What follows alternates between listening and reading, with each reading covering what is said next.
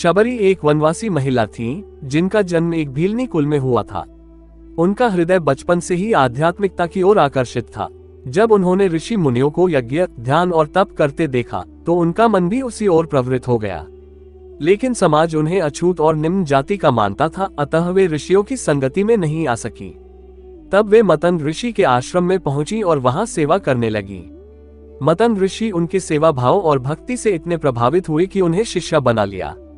उन्होंने शबरी को भक्ति और ध्यान का मार्ग बताया और यह भविष्यवाणी की, हे पुत्री, एक दिन स्वयं भगवान श्री राम इस आश्रम में आएंगे और तुमसे मिलेंगे।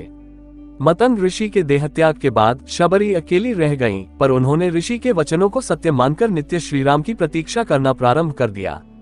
वर्षों बीत गए, उनका शरीर वृद्ध हो चला, आंखों की रोशनी क्षीण हो गई, पर उनकी आस्था अडिग रही। हर दिन वे झरनों से जल लाती, पुष्प चुनती और जंगल से मीठे बेर तोड़ती। वे हर बेर को स्वयं चखती कि कहीं कच्चा या खट्टा न हो जाए, क्योंकि उन्हें वह श्री राम को अर्पित करना था। यह उनकी भक्ति का सर्वोच्च उदाहरण था, जिसे भगवान को अर्पित करना है, उसमें कोई त्रुटि न हो। जब रावण सीता का हरण कर लेता है, तब श्री राम लक्ष्मण के साथ सीता की खोज में दक्षिण की ओर निकलते हैं।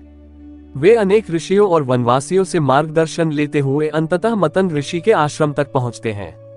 जब शबरी को ज्ञात होता है कि श्री राम आश्रम में पधारे हैं, तो उनका हर्ष और भावविभोर मन समर्पण की चरम सीमा पर पहुंच जाता है। वे दौड़कर श्री राम के स्वागत में जाती हैं, अपनी झोपड़ी को सजाती हैं, आसन बिछाती हैं और श्रद्धा से भरकर भगवान के चरणों में गिर पड़ती हैं। शबरी रोते हुए कहती हैं, प्रभु, मैंने आपके दर्शन की आस में अपना संपूर्ण जीवन बिता दिया। आज वह दिन आ गया जब आप स्वयं मेरे द्वार आए। श्री राम मुस्कुराते हैं, उन्हें उठाते हैं और कहते हैं, शबरी, तुम्हारी भक्ति अतुलनीय है। तुमने जो प्रेम और श्रद्धा दिखाई है वह किसी यज्ञ, तप या ज्ञान से बढ़कर है। इसके बाद शबरी उन्हें वे बेर अर्पित करती हैं जिन्हें उन्होंने स्वयं चखकर परखा था। लक्ष्मण थोड़े आश्चर्यचकित होते हैं, पर श्री राम आनंद पूर्वक उन्हें ग्रहण करते हैं। वे कहते हैं, इन बेरों का स्वाद मुझे अमृत से भी अधिक प्रिय है, क्योंकि इसमें शबरी का प्रेम है।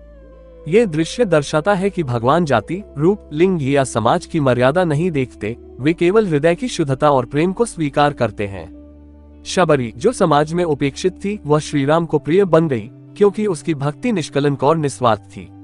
श्री राम शबरी को आत्मज्ञान का उपदेश देते हैं और उनसे पूछते हैं कि सीता की खोज के लिए किस दिशा में जाना चाहिए। शबरी उन्हें पंपा सरोवर और ऋषिमुख पर्वत जाने की सलाह देती हैं, जहां बाद में श्री राम की मुलाकात हनुमान और सुग्रीव से होती है। शबरी के जीवन का उद्देश्य पूर्ण हो चुका था। श्री राम के दर्शन और सेवा करने के बाद उन्होंने अपने प्राण भगवान में लीन कर दिए। श्री राम और शबरी का मिलन केवल एक भक्त और भगवान की कथा नहीं है, यह उस भाव की महत्ता को दर्शाता है जो किसी भी सामाजिक बंधन से ऊपर होता है। ये हमें सिखाता है कि अगर हमारी निष्ठा और श्रद्धा सच्ची हो तो स्वयं ईश्वर भी हमारे द्वार तक आते हैं। आपको ये कहानी अच्छी लगी हो तो लाइक, शेयर और सब्सक्राइब करना ना भूलना।